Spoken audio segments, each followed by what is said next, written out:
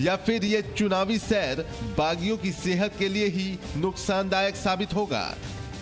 विशाल पांडे के साथ bureau report, जी media. और इस खबर पर करते हैं विस्तार से बात। हमारे साथ रवि त्रिपाठी लखनऊ से और साथ ही साथ विशाल पांडे जुड़ चुके हैं लखनऊ से live. Very good morning to both of you.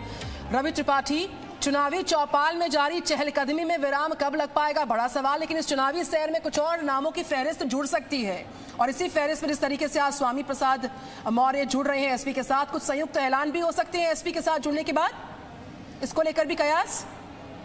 बिल्कुल बिल्कुल बिल्कुल, कई तरह के कयास लगाए जा रहे हैं। और कल देखिए जिस तरह से नेताओं के बयान हैं, सबसे पहले मैंने डॉक्टर मुकेश वर्मा का इंटरव्यू किया, उनका कहना था कि 100 के आसपास लोग हैं अभी जो पार्टी छोड़कर आएंगे। दूसरी तरफ जब धर्म सिंह सैनी से बात किया तो उनका कहना था कि पूरा प्लान बना के रखा है स्वामी प्रसाद मौर्य ने कि हर रोज एक मंत्री इस्तीफा देगा और कुछ विधायक इस्तीफा देंगे। तो एक प्लान के तहत ये काम किया जा रहा है, क्योंकि एक एक दिन एक एक मंत्री, एक एक फोटो, एक एक रिलीज आना, उनके इस्तीफे का कॉपी आना, तो कहीं ना कहीं पूरे प्लान के तहत बीजेपी को डैमेज करने की जो कोशिश, जो प्लानिंग हुई है वो की जा रही है। और आज जो है खुल के सामने आ जाएगा कि स्वामी प्रसाद मौर्य के साथ आखिर कितने विधायक शामिल होते हैं आज की डेट में। और अब इसके बाद मैंने बार बार कहा कि जो टिकट कटने का सिलसिला शुरू होगा, जैसे बीजेपी लिस्ट जारी करेगी 170 लोगों की, और उसमें जिनका जिनका नाम नहीं होगा वो भी खेमा बदलेंगे, सब बदल के सपा की तरफ जाएंगे। लेकिन एक बात आपको बताना चाहूंगा कि लखनऊ के मौसम में आज कोहरा दिख रहा है। थोड़ी तस्वीर अब लग रहा है कि पहले जो 2 दिन से धूप निकल रही थी, आज कोहरा का मौसम दिख रहा है, यानी कि अभी राजनीतिक तस्वीर में थोड़ा कोहरा छा रहा है। और बीजेपी ये उम्मीद कर रही है कि अब धीरे धीरे ये कोहरा छटेगा। जो 2 दिन तक सपा के लिए मौसम साफ था, आज कोहरा है। और आज के बाद 14 तारीख के बाद, मकर संक्रांति के बाद उत्तरायण कहा जाता है कि सूर्य उत्तरायण की तरफ जाते हैं, शुभ माना जाता है। तो बीजेपी मान रही है कि आज के बाद उनके दिन ठीक होने वाले हैं और जो गणित है खास तौर पे, जो जाने वाले थे वो चले जाएंगे और जो उनके साथ मजबूती से टिके रहेंगे वो आगे करके चलेंगे और विकास के नाम पर, गुंडागर्दी को खत्म करने के नाम पर ये चुनाव लड़ेंगे और उसी नाम पर चुनाव जीतेंगे। बिल्कुल विशाल पांडे, जिस तरीके से रवि ने कई अहम बातों का जिक्र किया, इन सबके बीचों बीच टिकट कटने और टिकट बंटने के बीच की जो रस्साकशी है, उसमें जो आवागमन नेताओं का जारी है, उसी फहरिस्त में कुछ और नाम जुड़ सकते हैं, इसका तो हमने जिक्र किया। लेकिन अपेक्षाएं पूरी न होने पर उपेक्षित होने के आरोप लगाकर एक एक कर दलों से छिटकना किस तरीके से वाजिब है? देखिए निधि, किसी भी चुनाव से पहले जब कोई भी नेता एक पार्टी छोड़कर दूसरी पार्टी में जाता है तो वो कमोबेश यही आरोप हमेशा लगते आए हैं हर राजनीतिक दल पर। अब अगर हम आज की बात करें, स्वामी प्रसाद मौर्य के साथ तमाम लोग आज दोपहर 12:30 बजे समाजवादी पार्टी में शामिल होने जा रहे हैं। अखिलेश यादव प्रेस कॉन्फ्रेंस करेंगे आज दोपहर 12:30 बजे, और उसमें क्योंकि हमें जानकारी मिल रही है कि 10 से 12 सिटिंग विधायक स्वामी प्रसाद मौर्य के साथ मौजूद रह सकते हैं। इसके अलावा अब कोई बड़ा चेहरा बीजेपी की तरफ जाएगा अभी थोड़ा कहना मुश्किल होगा, या बीजेपी से सपा की तरफ जाएगा ये भी कहना थोड़ा मुश्किल होगा, क्योंकि अगर हम पूरी रणनीति देखें दोनों ही पार्टियों की, अब तक उत्तर प्रदेश में लगभग 5 से 6 विधायक बीजेपी अपनी पार्टी में शामिल करा चुकी है अलग अलग दलों के, और इसके साथ ही साथ समाजवादी पार्टी, बीएसपी और बीजेपी के लगभग आप ये मान के चलिए कि 20 विधायकों के आसपास अब तक समाजवादी पार्टी में शामिल करा चुकी है या शामिल कराने वाली है, जिन लोगों ने इस्तीफे का ऐलान कर दिया है।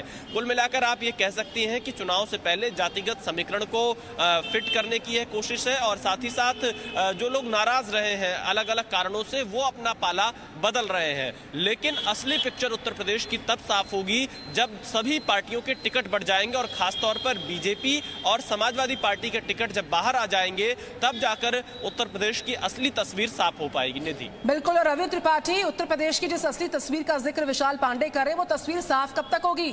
सूची के जारी होने की औपचारिकता पूरी कब तक हो जाएगी? इसको लेकर क्या जानकारी मिलती हुई अंदर खाने से, रवि त्रिपाठी?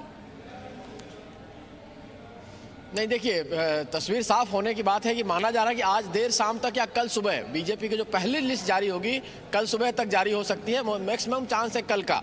लेकिन ये माना जा रहा है कि जब सारी लिस्ट की बात, जब विशाल जो कह रहे हैं, तो सारी लिस्ट जारी होने में टाइम लगेगा, क्योंकि देखिए लंबे फेजेज हैं, 7 फेजेज में चुनाव है और फेज वाइज एक तरह से लिस्ट जारी होगा। जो 172 की लिस्ट जारी होगी उसमें ज़्यादातर पश्चिम के लोगों के नाम जारी होंगे, जिसमें पश्चिम में चुनाव, चूंकि पहला फेज, दूसरा फेज और तीसरा फेज, मान के चलिए कि पश्चिम उत्तर प्रदेश से शुरुआत हो रहा है और धीरे धीरे पूरब की तरफ आएगा चुनाव, तो एक एक करके लिस्ट जारी होगा और एक एक करके नाराजगी भी आपको दिखेगी। लेकिन कुल मिलाजुलाकर जो सबसे बड़ा डैमेज बीजेपी को होना था वो लगभग हो चुका है। बीजेपी के नेताओं से कल जो बात हो रही थी वो ये मान के चल रही थी कि जो लोग बाहर से आए थे, खासतौर पर देखिए ये जो नाम, जितने नाम, बड़े नाम, स्वामी प्रसाद मौर्य हो, बाकी धर्म सिंह सैनी हो, चाहे आप इनको दिदारा सिंह देखिए, ये लोग सब बाहर दूसरी पार्टियों से बीजेपी में आए थे पिछली बार। और ये कहा जा रहा बीजेपी की तरफ से कि अब उनको पता चल गया कि सत्ता के लालच में जो लोग आते हैं वो फिर सत्ता के लालच में चले जाते हैं, तो उनको ऐसा लग रहा है कि सत्ता परिवर्तन हो सकता है। एक बात और बीजेपी की तरफ से कहा जा रहा है, बीजेपी और आरएसएस के नेताओं का, लोगों का मानना है कि चूंकि इनको लग रहा था कि जो गरीब और दलित है, जो पिछड़ा है, उसका असली नेता आज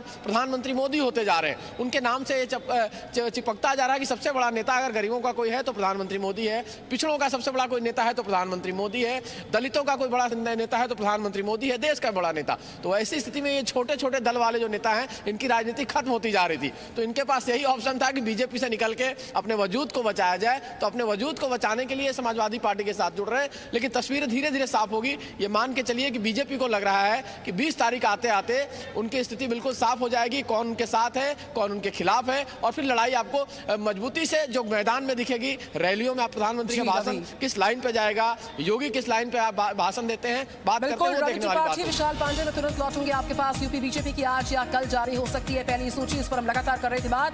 बीजेपी की पहली सूची में हो सकते हैं 170 से ज्यादा नाम। जो पहली लिस्ट आ सकती है उसमें 170, देखिए 170 नाम शामिल हो सकते हैं।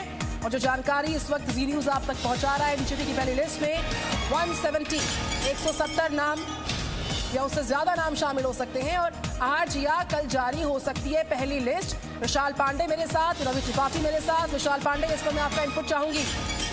आज शाम या कल तक जारी हो सकती है बीजेपी की पहली सूची। विशाल। बिल्कुल निधि, क्योंकि जानकारी यही मिल रही थी कि 14 जनवरी से लेकर 15 जनवरी के बीच में बीजेपी की पहली लिस्ट आ सकती है। बीजेपी ने लगभग 209 नामों पर कोर ग्रुप में चर्चा किया था, लेकिन जो सीसी की बैठक हुई थी उसमें 172 नाम फाइनल किए गए हैं। और उन 172 नामों में जहां पहले चरण में, दूसरे चरण में और तीसरे चरण में जहां जहां चुनाव है, वहां की कुछ सीटों पर अब नाम फाइनल कर लिए गए हैं और कल तक ये लिस्ट आ सकती है, इस बात की संभावना ज्यादा है। अधिकतर पश्चिमी उत्तर प्रदेश में अभी फोकस है, ब्रज के क्षेत्र में फोकस है और कानपुर बुंदेलखंड क्षेत्र के टिकटों पर यह चर्चा हुई है। और क्योंकि कुछ बड़े नाम जो जिनका टिकट लगभग फाइनल है, जो चुनावी मैदान में आ सकते हैं, जैसे नोएडा से पंकज सिंह, अलीगढ़ की अतरौली विधानसभा सीट से कल्याण सिंह के पोते संदीप सिंह का सरधना, मेरठ में संगीत सोम, कुछ ऐसे बड़े नाम हैं जिनका टिकट लगभग फाइनल माना जा रहा है। लेकिन अभी लिस्ट आज के बाद कभी भी आ सकती है और बीजेपी अपनी इस लिस्ट में दो चीजों का बहुत खास ध्यान रख रही है। पहला, सर्वे रिपोर्ट का, दूसरा जिताऊ उम्मीदवार प्लस जातीय समीकरण, क्योंकि जातीय समीकरण इस बार उत्तर प्रदेश में बहुत ज्यादा मायने रख रहा है। उसको इग्नोर करके कोई भी पार्टी चुनावी मैदान में नहीं जाना चाहती है, इसीलिए बीजेपी भी उस समीकरण का विशेष ख्याल रख रही है, खासतौर पर पश्चिमी उत्तर प्रदेश में, क्योंकि पश्चिमी उत्तर प्रदेश में जाट प्लस सैनी, कश्यप, गुर्जर, ये जो मतदाता हैं, बीजेपी को लगता है कि जाट से अगर नुकसान होता है तो कम से कम जो अदर बैकवर्ड है जैसे सैनी, कश्यप, गुर्जर, ये बिल्कुल। विशाल पांडे और रवि त्रिपाठी लगातार बने मेरे साथ। उत्तर प्रदेश की जो चुनावी चौपाल है उसकी हर चहलकदमी की हर अपडेट जी न्यूज पर सबसे पहले लगातार। बहरहाल, राजनीति के बड़े योद्धा जब युद्ध के लिए किसी विशेष रणभूमि को चुनते हैं तो इसके पीछे विशेष तरह की सोच शामिल होती है। बीते 24 घंटे में ये खबर सुर्खियों में है कि योगी आदित्यनाथ अयोध्या से विधानसभा का चुनाव लड़ सकते हैं। अयोध्या यानी श्री राम का जन्म स्थान, अयोध्या जहां रामलला के भव्य मंदिर का हो रहा निर्माण, अयोध्या जहां से योगी आदित्यनाथ पहली बार विधानसभा का चुनाव लड़ सकते हैं। ये बीजेपी की 2014 वाली ही रणनीति है।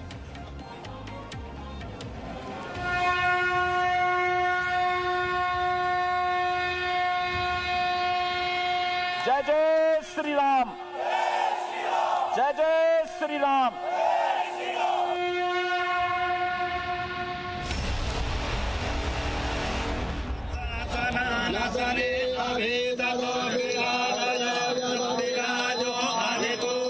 ढाई वर्ष में मैं स्वयं 1.5 दर्जन बार अयोध्या आ चुका हूं।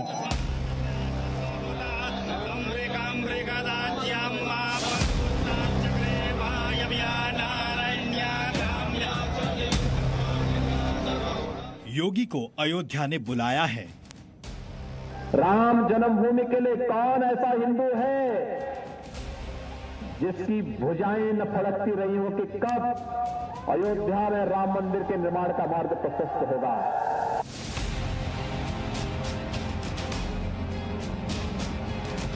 योगी आदित्यनाथ पहले से संकेत दे रहे थे, लोग समझ नहीं पा रहे थे। आप ही सोचिए, अगर कोई नेता मुख्यमंत्री होने के बावजूद 5 साल में 30 से 40 बार अयोध्या जाता है तो इसका कुछ तो मतलब होगा। जब भी आता हूं अयोध्या के लिए सैकड़ों करोड़ की योजनाएं यहां के जनप्रतिनिधियों के सहयोग से हम लोग लेकर के आते हैं। अगर कोई नेता मुख्यमंत्री होने के बावजूद कई अवसरों पर दशहरा और दिवाली मनाने अयोध्या जाए तो उसका कुछ तो मतलब होगा। मुझे लगता है कि कोई ऐसा सच्चा हिंदू नहीं रहा होगा और उस सपने को भी साकार किसने किया है, लेकिन हमें मौका मिला तो हमने भव्य दीपोत्सव का आयोजन जरूर किया है। अगर कोई मुख्यमंत्री अयोध्या में राम मंदिर निर्माण में आने वाली हर बाधा को दूर करने के लिए सजग रहा हो तो इसका कुछ तो मतलब होगा। अगर कोई मुख्यमंत्री चुनाव की तारीख के ऐलान से ठीक पहले लैपटॉप और टैबलेट बांटने अयोध्या आए तो इसका कोई तो मतलब होगा। मतलब भी है और मकसद भी। अयोध्या से योगी आदित्यनाथ के चुनाव लड़ने का मतलब है कि बीजेपी राम मंदिर को केंद्र में रखकर विधानसभा चुनाव लड़ेगी और मकसद है अयोध्या और उसके आसपास की 60 सीटें जीतना। वैसे तो उत्तर प्रदेश में बीजेपी योगी आदित्यनाथ के चेहरे पर ही चुनाव लड़ रही है, लेकिन योगी आदित्यनाथ की असली परीक्षा 27 फरवरी को होगी, जब 27 फरवरी को 5वें चरण के मतदान के दौरान अयोध्या में वोट डाले जाएंगे।